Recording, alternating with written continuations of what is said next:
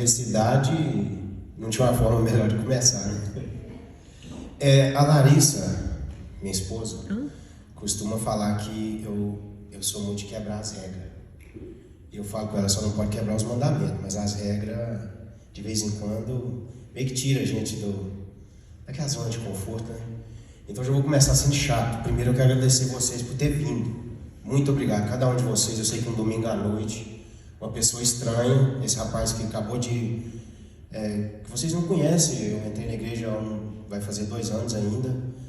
Graças a Deus cresci na igreja, me desviei por um tempo, mas estou aqui, estou muito feliz de vocês terem vindo. Amém. E eu queria pedir para vocês chegar mais perto, porque eu estou super nervoso. Já faz 15 anos que isso não acontece comigo, então vocês estão muito longe. E eu estou com as mãos geladas, estou passando frio. Talvez se chegar mais perto, eu vou incomodar vocês. Quem sabe eu vou pegar um pouquinho do calor humano de vocês. Eu ficaria muito grato se vocês puderem fazer isso por mim.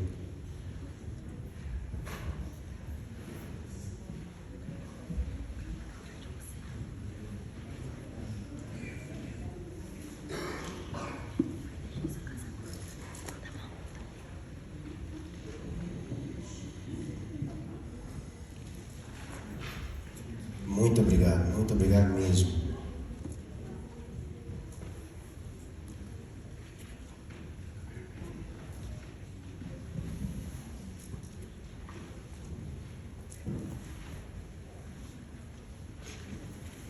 Eu estou um pouco gripado,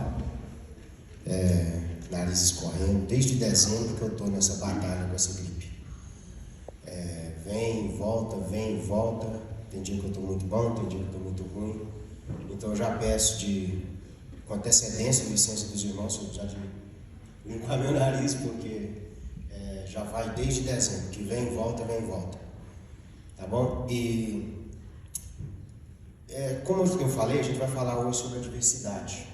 E quando o Jefferson me perguntou, Romo, você tem uma mensagem que você quer estar assim queimando de vontade de dividir com a nossa igreja? Eu pensando no meu coração, eu falava, Jefferson, pode falar que é verdade, não. Mas como o pastor Kleber sempre fala, o Romo nunca dá para trás. Se chama, ele vai atender. Então eu falei, não, eu não tenho uma, mas eu vou preparar uma. E outro dia ele me perguntou, Romo, o que você vai falar? Eu falei, Jefferson, eu só tenho 3 coisas que eu posso falar. Ou é esporte, ou é business, ou é diversidade, porque eu conheço pouca gente que já passou tanta dificuldade na vida igual eu passei. Então, esporte eu não posso falar na frente da igreja. De business não é a hora certa. Então, a gente vai falar um pouquinho sobre a diversidade. Porque eu acredito que não só eu, nós todos que estamos aqui, a gente já passou um pouco de adversidade na vida. Talvez tenha algum de nós que estamos passando por adversidade agora.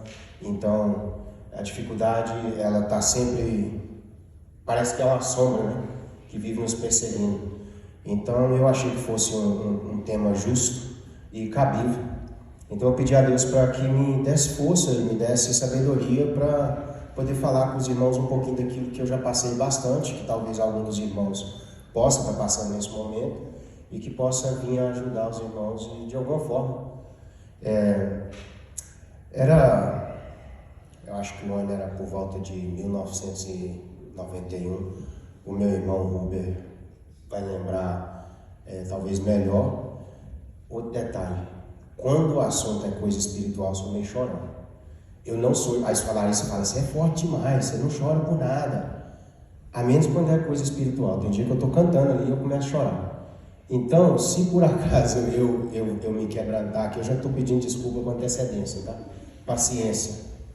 E a outra coisa como diz o pastor Sandro, nosso grande professor e pastor Sandro, até que hora que eu tenho? Que horas são agora? 8 horas. Então, se nós acabar até por volta das 11, tá bom, né? Tá. Pastor Sandro. Eu não conseguiria fazer isso aqui sem lembrar do pastor Sandro, não. Mas eu vou tentar ficar com as 8h30. Vou tentar fazer o que a gente tem que fazer, que Deus guie a gente para que dê tudo certo. Mas como eu estava falando, o ano era mais ou menos 1991. Eu acredito que foi a primeira vez que na minha vida eu senti o que era dificuldade. Até então era coisa de criança, era cair da bicicleta, tiro nota ruim, chego em casa, né, tomo sarro da mãe, do pai, aquelas coisas, arte de menino, coisa normal. Mas eu acho que nesse ano, ou foi 91, 92, a gente estava em casa e chegou duas pessoas e bateu na porta, a gente atendeu, não lembro se foi eu, se foi meu irmão, e conversaram com a minha mãe, eu não sei o que foi falado, não sabia o que estava sendo falado, e a minha mãe chamou a gente depois e falou, é o seguinte, vocês não queriam acostumar em ver o pai de vocês sem pé, sem dedo, e agora vocês vão ter que acostumar de ver ele sem perna. Eu não entendi, eu acho que eu tinha uns 10 anos, não tenho certeza qual era a minha idade. A razão pela qual ela falou isso é porque um tempo atrás, não muito tempo atrás, ele tinha sofrido um acidente. Ele tentou subir um muro lá no fundo de casa, isso a gente morava lá em Governador Valadares, e ele caiu do muro e o dedão do pé dele virou para cima. E esse foi no hospital, e aí costuraram o dedo dele de volta no lugar. Então aquilo ficou, a gente, quando o dedo dele ficou virado para cima, a gente danou chorar, aquela coisa toda, o pai vai ficar sem dedo, o pai vai ficar sem dedo. E coincidentemente foi a perna que ele veio a perder futuramente no acidente de ônibus. Meu pai era motorista de ônibus e ele estava fazendo uma viagem, acho que de Vitória da Conquista, na Bahia, para Governador Valadares, estavam voltando e aconteceu esse acidente. Morreram 5 pessoas e ele ficou sem perna. Então foi assim, que eu consigo processar e me lembrar, foi o primeiro baque, a primeira dificuldade que eu não conseguia entender, que a gente passou por ela. Eu lembro que meu pai, quando eu era criancinha, para mim era aquele gigante, aquela pessoa enorme, forte, meu pai é bem moreno, por sinal muito bonito. E eu vi meu pai na cama, quando a gente foi visitar ele lá no hospital, e meu pai super fraco. Eu lembro de pegar na mão dele, ele sentia uma mão bem forte, aquela pegada bem forte. Eu lembro de colocar minha mãozinha na mão dele.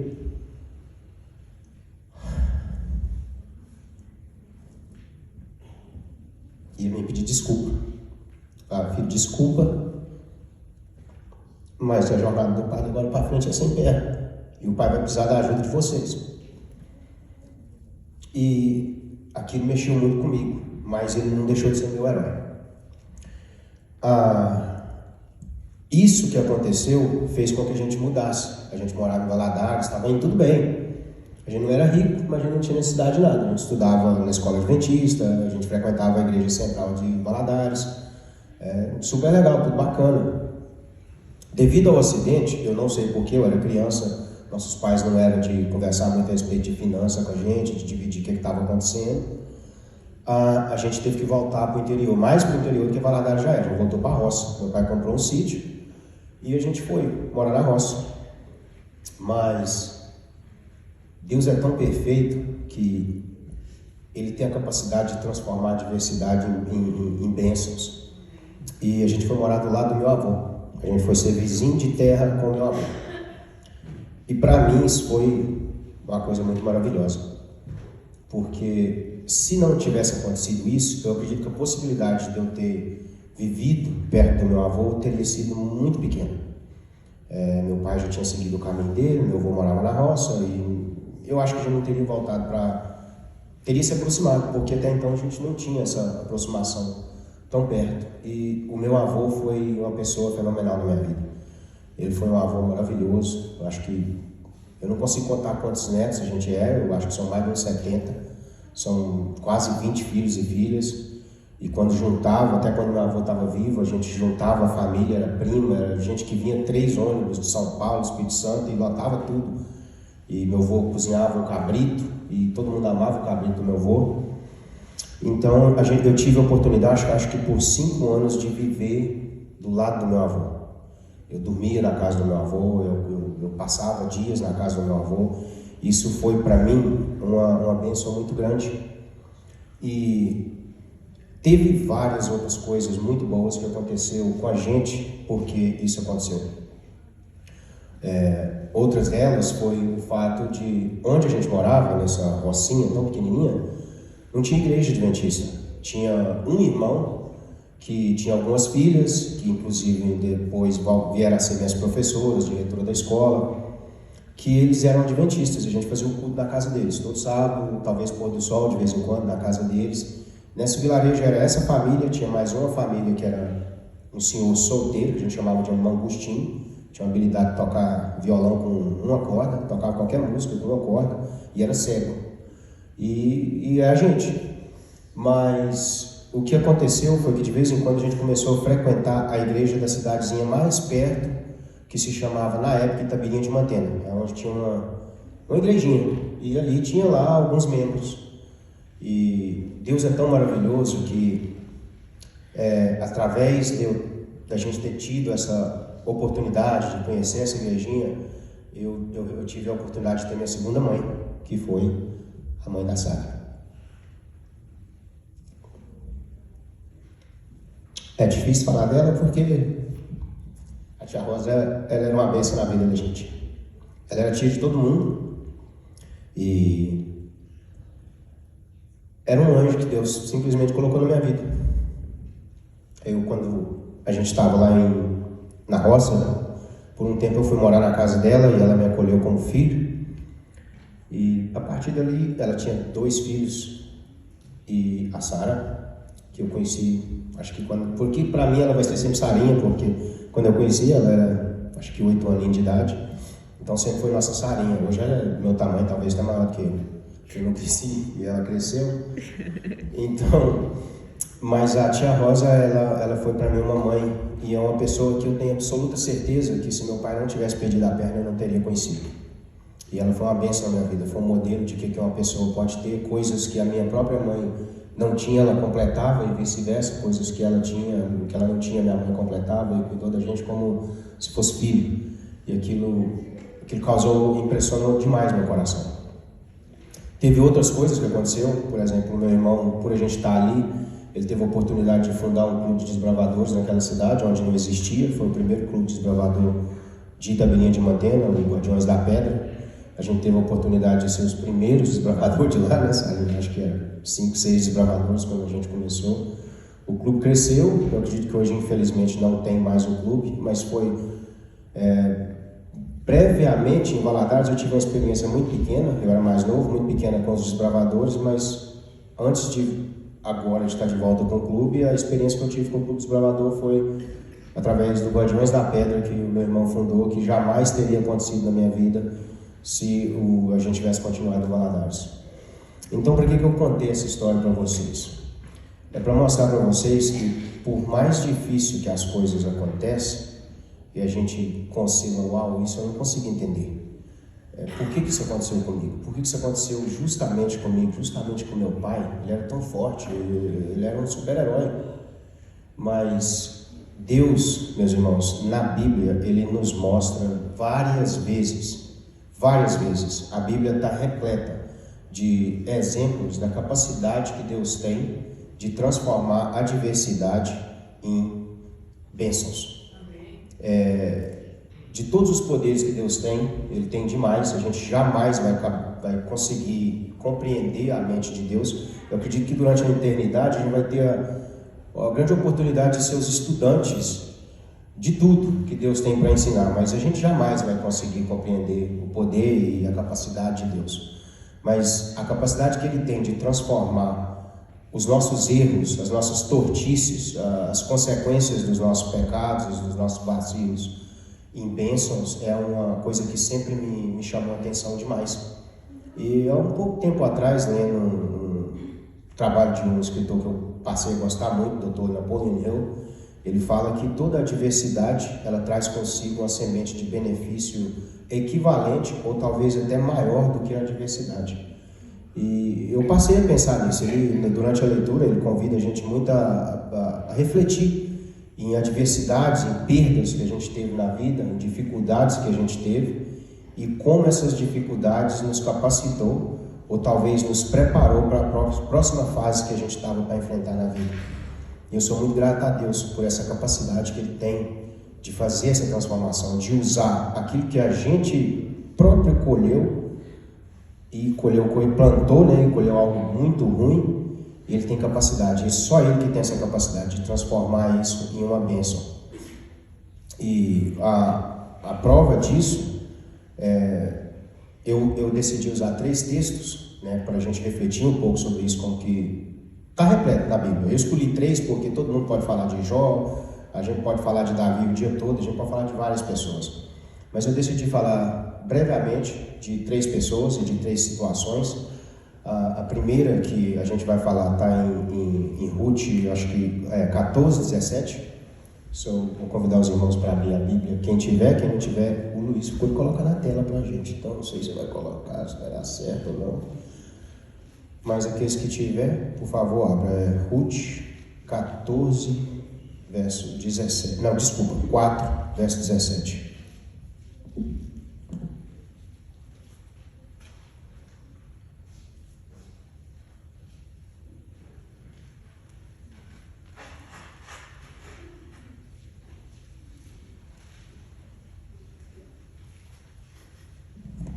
Obrigado, Luiz. Todo mundo encontrou? Quem não encontrou pode ler aqui comigo. 4:17. É isso mesmo. Aqui na minha versão, fala assim: as mulheres que moravam ali disseram: a Noemi nasceu um filho, e lhe chamaram Obed. Este é o pai de Jessé, pai de Davi. Quantos aqui conhecem a história de Noemi e Ruth?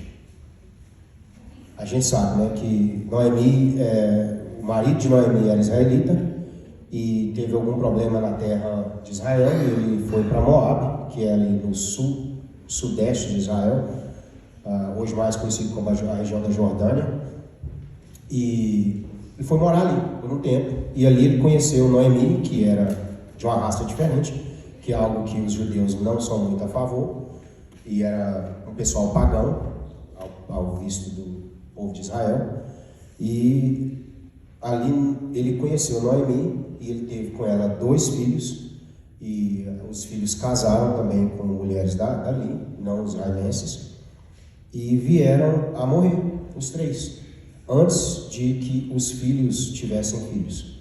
Morreu o esposo de Noemi, e morreu o marido das duas, morreu os 2 filhos que os 2 tiveram. E Noemi ficou viúva, que naquela época era uma coisa muito difícil. Eu imagino que ser viúva hoje não é fácil, naquela época era muito pior. Existia até um certo dogma em volta da pessoa ser viúva, era castigo de Deus e coisas assim. Então Noemi, tanto ela quanto Ruth, as 2 tinham passado quase que uma das maiores dificuldades que a pessoa pode passar. Imagina aí você se bem que ela estava na terra dela, o esposo não, mas ela estava na terra dela. Mas o esposo morreu e morreu os 2 filhos. E Deus é tão maravilhoso que através da conduta de Noemi, Ele transformou essa dificuldade de Noemi e de Ruth. Ruth, por ser fiel e leal a Noemi, Deus não a abandonou, porque ela também não abandonou a Deus. Noemi disse para ela: volta para a casa dos seus pais, volta para os seus deuses. Ela disse: não, seu Deus vai ser o meu Deus, a sua casa vai ser a sua casa, e aonde você morrer, morrerei eu. E então Deus abençoou tanto Ruth quanto a Noemi por isso. A história a gente já sabe. Ruth conheceu Boaz, e através de Boaz, Ruth teve um filho, que foi o que a gente acabou de ver aqui, que chamaram ele de Obed, que foi o pai de Jessé, que foi o pai de Davi. Deus é maravilhoso demais. E a gente não precisa ir muito além para entender que de Davi veio Jesus. E se a gente voltar um pouquinho mais atrás, essa genealogia vem lá de Judá e Tamar, que era nora de Judá, que era um relacionamento que não era para ter acontecido. E Deus tem a capacidade de transformar vezes e mais vezes. A gente tem exemplos disso na Bíblia, que Ele tem a capacidade de transformar adversidade, dificuldade, desafio, fase difícil, tudo quanto é coisa ruim que a gente está passando. Se a gente não abandonar a Deus, se a gente colocar Deus em primeiro lugar, Ele tem a capacidade de transformar qualquer que seja a coisa em benefício. Amém. Eu não sei, glória a Deus, eu não sei se, eu não posso dizer isso, se Deus faz isso com a gente de propósito, ou se é simplesmente a gente que colhe aquilo que a gente plantou e Ele opera o milagre da transformação através disso para não desamparar a gente. Eu acredito que é mais a segunda opção. E o outro exemplo que a gente tem está E eu queria compartilhar, antes da gente chegar no outro, algumas dificuldades que a gente passa como cristãos e principalmente também como adventistas em comum. Uma delas é o sábado. Eu sei que não é todo mundo aqui que trabalha por conta, que tem, até alguns que trabalham por conta se sentem presos ao sistema e ao ambiente no qual eles se encontram pressionados a trabalhar. Eu, por exemplo, nas minhas páginas de internet, no meu perfil do Google, tudo fala que está fechado no sábado, mas os problemas não param. A gente recebe mensagem, por exemplo, eu estava dentro da igreja e tinha cliente mandando mensagem.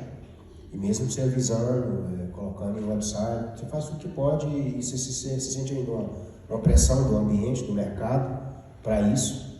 E é um mandamento. E é um mandamento que a gente tem dificuldade.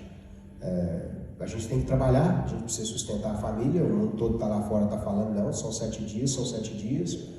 E aí, como é que a gente faz? E é uma dificuldade que, como povo de Deus que escolheu guardar os mandamentos e não só 1, 2 ou 3, a gente passa em comum por ela, em uma fase da vida ou outra. Então eu queria dividir isso e como que Deus tem a capacidade de transformar essa dificuldade também em bênçãos. Eu hoje, que eu, graças a Deus, voltei para a igreja, eu comparo o tempo que eu não estava mais na igreja, que eu trabalhava no sábado, eu não voltaria atrás nunca mais. O sábado é uma maravilha na minha vida. A capacidade que eu tenho de poder parar, frear as coisas, saber, sexta-feira começa a dar ali meio-dia, 1h, exceto alguns dias que... uma outra forma que eu vejo é que o que eu faço é uma coisa bem essencial em algumas instâncias. E tem vezes que eu vou transgredir as primeiras horas do sábado. Mas se eu não fizer isso, e eu faço isso por serviço, não por dinheiro, e eu espero que Deus não me condene por isso, eu faço isso de coração puro. Mas, na maioria dos dias, toda sexta-feira ali deu meio-dia, 1h da tarde, eu estou ansioso já, porque eu sei que o meu momento de descanso, onde eu não vou precisar atender telefone mais, onde eu não vou precisar olhar e-mail mais, e eu tenho feito um propósito com Deus de tentar me desligar por completo mesmo do telefone. E é uma bênção a gente poder vir para a igreja e você não ter que fazer uso do telefone, você prestar atenção no que está acontecendo, estar presente, a nossa classe de jovens ali, que tem sido uma bênção na minha vida, uma bênção no meu lar. A gente tem visto literalmente milagres acontecer ali. Aquela classe não começava antes das 10 horas da manhã, hoje tem gente chegando aí 9 horas da manhã para tomar café na igreja. Então, o sábado, por mais que uma dificuldade que a gente passa no nosso dia a dia, Deus transforma essas dificuldades em benefícios. A gente tem essa maravilha que é esse dia de descanso, esse dia de prazer, de estar perto de Cristo, e isso é uma bênção irrevogável na minha vida.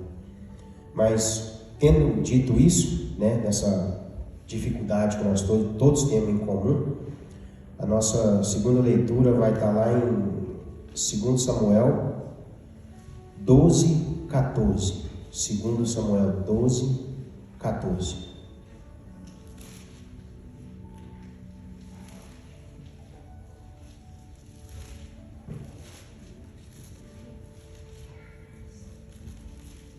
Quando o povo encontrar, diz amém, por favor.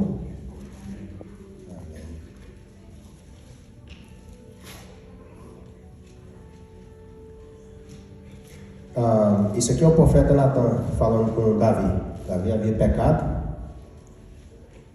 feio, e Deus enviou o profeta Natan para vir colocar ele no lugar dele. E aqui a gente tem Natan falando para Davi: mas porque este feito deste lugar, a quem os inimigos do Senhor blasfemem, o filho que te nasceu morrerá. Eu não sei se todos conhecem, eu acredito que sim, essa história.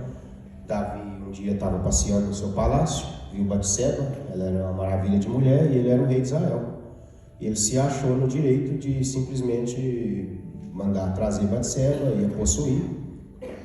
A gente acredita que ele já sabia que ela era mulher de Urias. Eu acho que não existia inocência nenhuma na parte dessa premeditação do ato de Davi. E Davi não só a possuiu, como ela engravidou. E aparentemente ele se apaixonou dela. E pediu que Urias fosse colocado na frente da linha de batalha. E, consequentemente, sendo um homem de guerra, ele sabia exatamente o que ia acontecer com Urias. Então, foi simplesmente um mandato de assassinato, de uma forma mais discreta, mas que não era discreta coisa nenhuma. E Batseba se engravidou, ele acabou tomando Batseba por mulher, Urias morreu, ele falou que tomou ela por mulher. E Deus puniu esse relacionamento através de Deus feriu a criança. E feriu de morte. E Davi jejuou, Davi tentou, Davi pelejou de qualquer forma.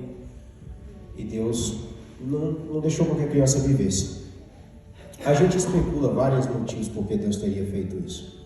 Mas a gente nunca vai saber, a não ser o dia que Deus nos contar isso. Mas a moral da história é que Deus tirou o filho de Davi.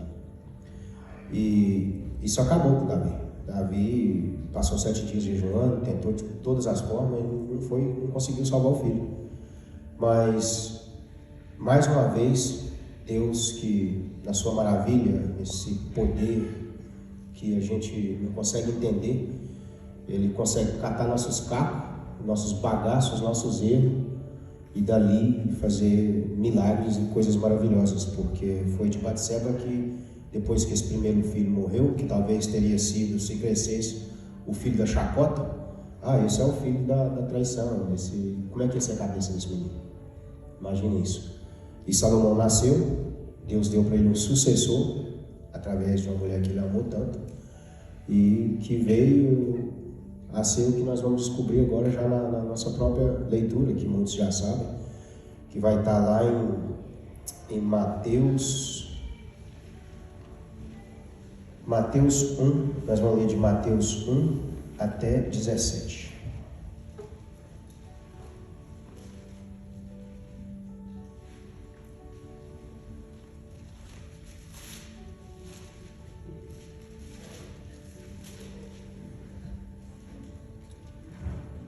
Todo mundo encontrar, diga amém, por favor. Amém. Aqui é a parte, uma das partes. Eu lembro quando eu era criança, e até hoje eu confesso que tenho um pouco de aversão à lei de genealogia. Números, por exemplo, acho que só o Carol que gosta, né? Eu não sou muito fã, não. Mas eu, quando criança, lia essa analogia de Jesus Cristo e nunca me passou pela cabeça o que eu estava lendo, até um dia que não me lembro como, não sei se foi através de uma mensagem ou eu mesmo lendo, mas aqui a gente vai descobrir que mais uma vez esse Deus maravilhoso que mudou lá o pecado lá de Abraão lá atrás para uma coisa tão maravilhosa como ele sempre faz, operou isso mais uma vez. Então, capítulo 1, versículo 1, e a gente vai ler até o 17. Livro da genealogia de Jesus Cristo, filho de Davi, filho de Abraão. Abraão gerou a Isaque, Isaque gerou a Jacó, Jacó gerou a Judá e seus irmãos. Judá gerou de Tamar, a Pérez e Zerá. Pérez gerou a Esrom, Esrom gerou a Arão, Arão gerou a Aminadab, Aminadab gerou a Naasson, Naasson gerou Salmão, Salmão gerou Raabe, gerou de Raabe a Boaz, Boaz gerou de Ruth. Alguém lembra aí quem que era Raabe? Que recebeu os espias, né? E Obed gerou a Jessé, Jessé gerou o rei Davi gerou a Salomão, daqui foi mulher de Urias. Parece que Deus faz até questão de nos lembrar, né, de como dessa capacidade tão grande que ele tem, porque não tinha necessidade de estar escrito aqui. E tá.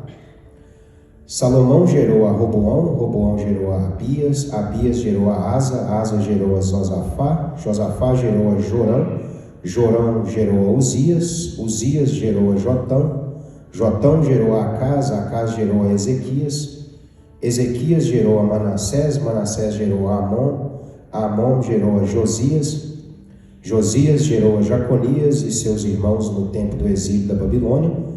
Depois do exílio na Babilônia, Jaconias gerou a Salatiel, Salatiel gerou a Zorobabel, Zorobabel gerou a Abiúde, Abiúde gerou a Eliaquim, Eliaquim gerou a Azor, Azor gerou a Sadoc, Sadoc gerou a Aquim, Aquim gerou a Eliúde, Eliúde gerou a Eleazar, Eleazar gerou a Matã, Matã gerou a Jacó, Jacó gerou a José, marido de Maria, da qual nasceu Jesus, que se chama o Cristo. De sorte que a soma das gerações de Abraão até Davi foi 14, de Davi até o exílio na Babilônia 14, e do exílio na Babilônia até Cristo 14. Que Deus é esse?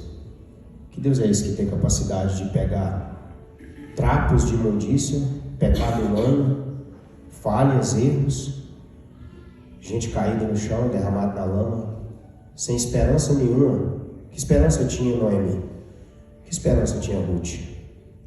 Que esperança tinha Davi quando por 7 dias ele jejuou e o filho dele morreu? Como que ele sabia que ele teria ou não um sucessor? Esse é o Deus que já provou para mim várias vezes que o escritor Napoleão Hill não estava errado, que ele estava certo. E quanto mais eu vejo isso na Bíblia, quanto mais Deus me prova isso através da minha vida pessoal com Deus e da capacidade que Ele me concedeu de prestar atenção no que está acontecendo à minha volta, eu vejo que a gente tem muito motivo para agradecer a Ele, porque sem Deus a gente não é nada. Eu não conheço nada nesse mundo, como o pastor Eliaquim de Framingham sempre dizia: o diabo ele paga cash, o diabo paga cash, mas não tem nada que o diabo paga lá fora que eu não experimentei. Não tem nada que o diabo paga que chega perto ao pagamento que Jesus tem para nós reservado. Eu tenho certeza disso. Hoje eu tenho 100% de convicção disso. Tem mais uma passagem que eu queria ler com os irmãos. Está em Atos 9, 3, 4 e depois a gente vai ler o verso 8. Quem já ouviu a expressão caiu do cavalo? Fulano caiu do cavalo. Estava indo bem, estava andando todo bonitão lá e caiu do cavalo. Isso é bem comum lá. A tia Rosa caiu da motoca. Eu nunca vou esquecer. Pegou uma moto para andar e caiu, coitada. Acelerou, o tio trocou as mãos e levou para o mundo da escola assim. Ei, tia Rosa. Mas a próxima leitura que a gente vai fazer vai contar a história de uma pessoa que a gente conhece muito bem. Está lá em Atos 9, 3, 4. Deixa eu abrir lá.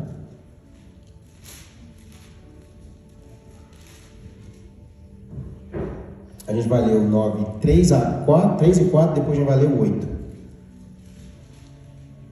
Todo mundo encontrou? Amém.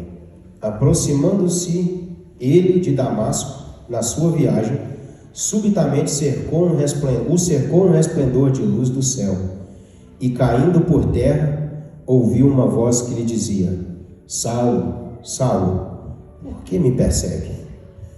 Ele disse: Quem é, Senhor?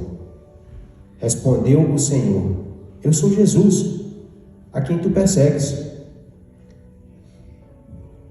Aí nós vamos ler o 8.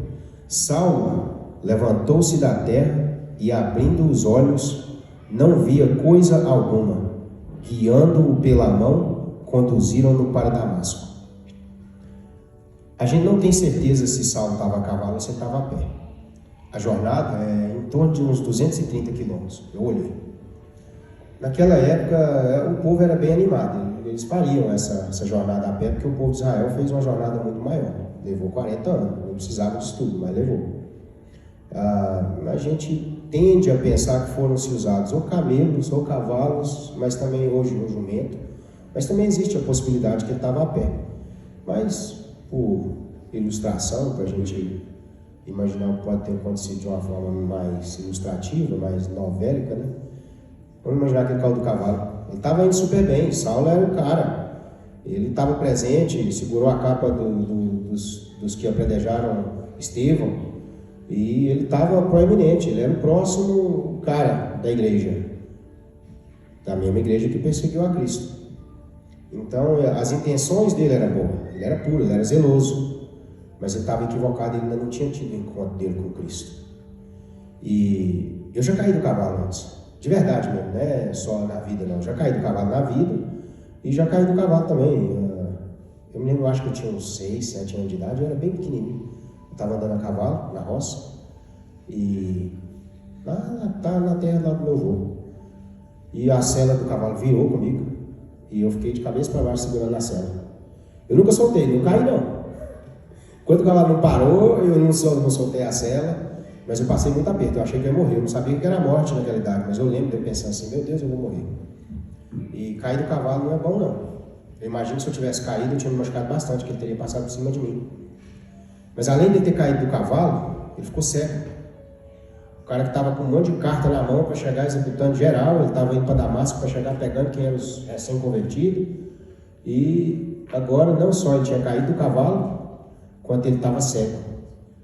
Mas Deus, mais uma vez, ele tem a capacidade de transformar nossas quedas, se for do cavalo, se for da bicicleta, se for da moto, do carro, da vida, o que seja, de transformar isso em benefício. Ele traz a bênção, ele não necessariamente traz a queda, mas ele sabe trazer a transformação. E foi o que aconteceu. Saulo deixou de ser Saulo depois que ele teve o encontro dele com Cristo. A vida dele mudou. E a partir daquele dia ele passou a ser Paulo. E ele deixou 13 cartas para nós. Um dos maiores escritores da Bíblia. Ele escreveu o maior número de livros de uma pessoa só. E sem Paulo o Evangelho não seria o mesmo. Ele foi um dos maiores propagadores do Evangelho. Isso tudo porque ele caiu do cavalo. Esse Deus é maravilhoso demais, irmãos. Ele tem capacidade de transformar uma música que o inimigo está querendo que dê errado de qualquer forma em uma coisa linda e maravilhosa. Eu orei para Deus, eu tinha pedido ao Senhor, eu falei, Senhor, se for da sua vontade que eu não passe a mensagem hoje, não deixe com que aconteça. Mas que se acontecer, eu vou entender que é a sua vontade. E se eu errar, que o Senhor me perdoe. Se eu deixar de fazer alguma coisa, que o Senhor me perdoe. Mas a minha intenção é te honrar.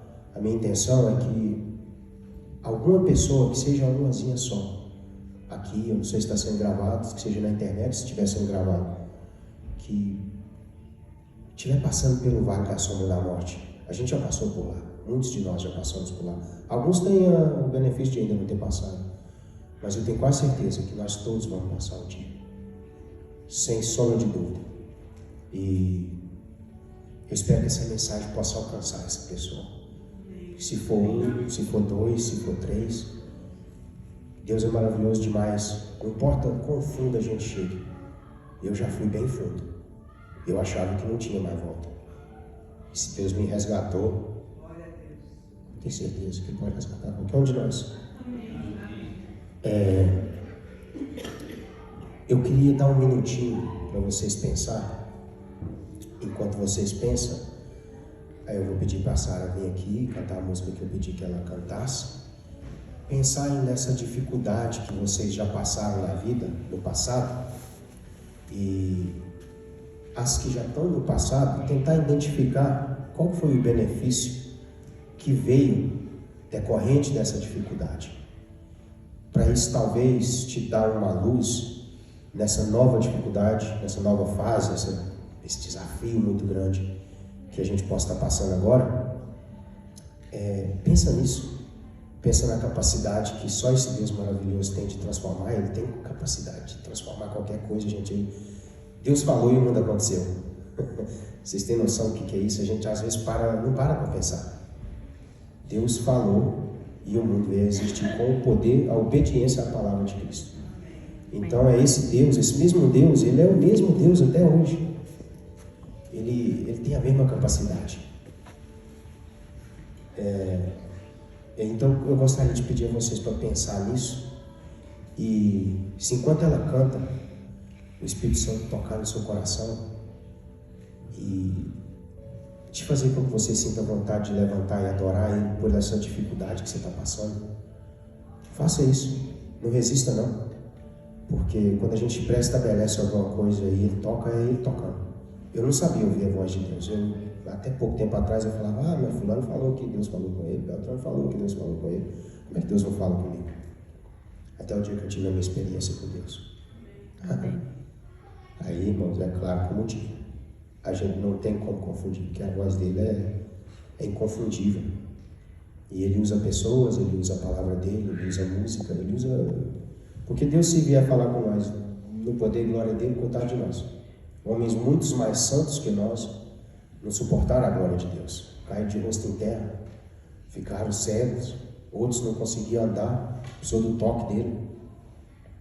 Então, se enquanto a Sara canta, se Deus tocar em seu coração, você sentir o desejo de se levantar e entregar para Ele esse problema que você está passando, na certeza que só Ele pode resolver e só Ele pode te mostrar e trazer para você assim, de uma forma que fica clara. Qual que é o benefício? Qual que é a bênção, Senhor, que o Senhor está para me mostrar através dessa dificuldade? Que fase? Qual que é a próxima fase? Tá bom? Saindo, por favor. Boa noite. Boa noite. Antes de cantar, eu gostaria de compartilhar aqui uma experiência bem rapidinho com vocês. O Rominho comentou aqui, né, sobre a minha mãe. Eu sou a Sarinha, né, que ele falou no início do sermão. E eu perdi minha mãe dia 11 de julho de 2019. E para mim foi uma dor terrível, terrível. Eu entrei em depressão, eu pensei em acabar com a minha vida várias vezes. Tenho 3 filhos para criar e eu falava, não faz sentido. Tudo perdeu sentido. E engraçado que quando o Rominho me convidou para cantar, faz 4 anos que eu não canto. Eu canto desde os 3 anos de idade. E aí depois que eu perdi minha mãe, eu falei, tá bom, não vou cantar. Não canto mais. A Paulinha tá aqui, o Paulão. Eu dirigi louvor na igreja de Boston, cantava e muito ativa na música desde criança. E eu falei, tá bom, Deus, o Senhor tirou minha mãe, ok, tá, não canto mais, acabou. E assim eu vivi 4 anos sem cantar, sem conseguir cantar. E aí quando o Rominho falou para mim assim, eu vou pregar e eu quero que você canta. Aí eu falei, o Rominho tá de brincadeira. Mas vindo do Rominho eu não posso recusar. Né? E aí ele teve lá em casa esses dias, ele e o Rubeluz, e a gente conversando, mais ou menos umas semanas atrás, e eu falei com eles assim, eu falei com o Paulão também um tempo atrás, falei, eu não entendo por que Deus fez isso, eu não entendo por que Deus fez isso, por quê? Eu não consigo entender, não entra na minha cabeça, né? Perder é muito difícil, Deus não criou a gente para a morte, Deus nos criou para a vida, né? Para a vida eterna. Então, a morte a gente sabe que é um descanso, mas quando você perde é muito difícil. E para concluir aqui, o Rominho falou para mim, eu quero que você canta a música Jó. E eu falei, não. Eu falei, então é um mandado de Deus, não é o Rominho. Porque Jó foi logo a música que eu cantei assim que minha mãe faleceu e foi a última música que eu cantei. Então eu encerro esse ciclo, hoje faz 5 dias que eu estou sem tomar um remédio de depressão. Amém. Depois de 4 anos, e eu encerro hoje aqui no altar esse ciclo do sofrimento, da morte, da depressão, e eu me comprometo a louvar a Deus de todo o meu coração e de entender que realmente, como você falou, o sofrimento, nós não entendemos, certas coisas a gente nunca vai entender, né? A gente não adianta questionar Deus, mas que seja uma forma de nos aproximar a Ele. Amém?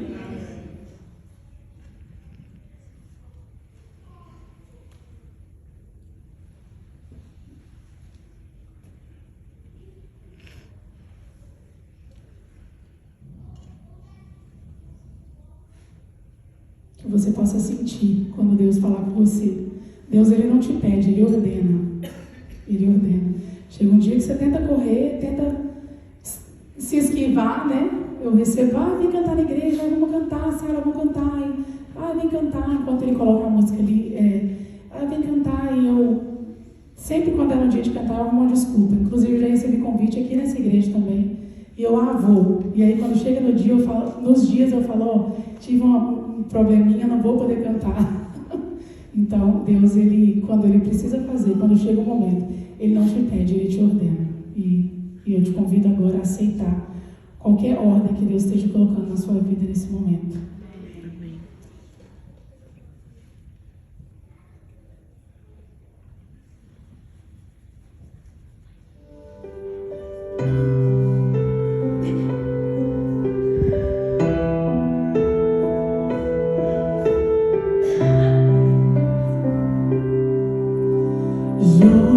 Como pode ainda adorar se não tem motivos para cantar? Abandona esse Deus e morre. Mas não adoro pelo que Ele faz, nem menos por bens materiais. Eu adoro pelo que Ele é, eu sou dele, tudo é dele.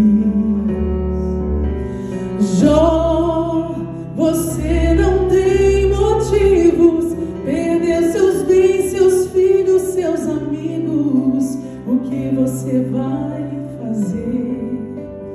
Eu vou adorar, simplesmente adorar. Eu vou adorar. Deus me deu, Deus tomou, bendito seja o nome do Senhor. A Ele a glória, a Ele a honra e o louvor. A Ele a glória. A Ele a glória, a Ele a glória, a Ele a glória,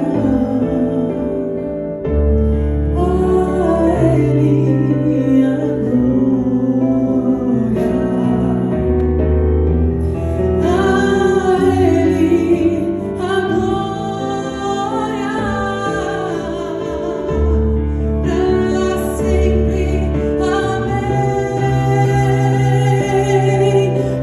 glória. Deus me deu, Deus tomou, bendito seja o nome do Senhor. A Ele a glória, a Ele a honra e o louvor.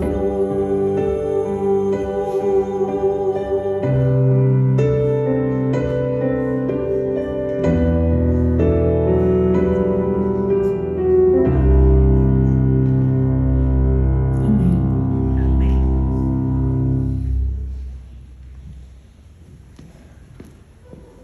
Que Deus é esse? Saia, muito obrigado. Muito obrigado mesmo por essa mensagem. Com esse pensamento, irmãos, eu peço que você se coloque de joelho diante desse Deus tão maravilhoso. Traga essa causa para Ele agora. Vamos entregar nas mãos dele.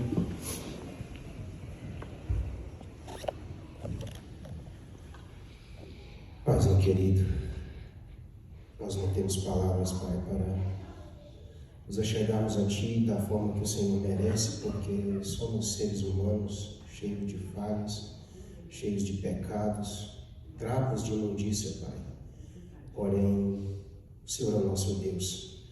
Escolhemos a Ti, Pai, o grande eu sou de Israel, o Verbo que sempre foi, sempre é e sempre será. E a Ti, nesse momento, a sua igreja se prostra e Te louva e Te agradece e entrega nas suas mãos e no seu altar, cada um, a sua dificuldade, a fase pela qual estão passando de dificuldade, a sua adversidade. E confiamos em Ti, Pai, confiamos no poder do Teu Santo Espírito, para que só Ti, só o Senhor, com esse maravilhoso poder que o Senhor tem, nos capacite para darmos a volta por cima. porque o Senhor é o Deus que, como nós já ouvimos dizer de infância, é o Deus que escreve certo por linhas tortas e escreve certo, Pai, nessas linhas tortuosas das nossas vidas. Nos mostra o caminho, Senhor, guia-nos a cada dia. Perdão por não ter pedido a Tua permissão para abrir a Sua palavra. O Senhor sabe que eu estava em oração desde que o Senhor me incluiu nesta mensagem.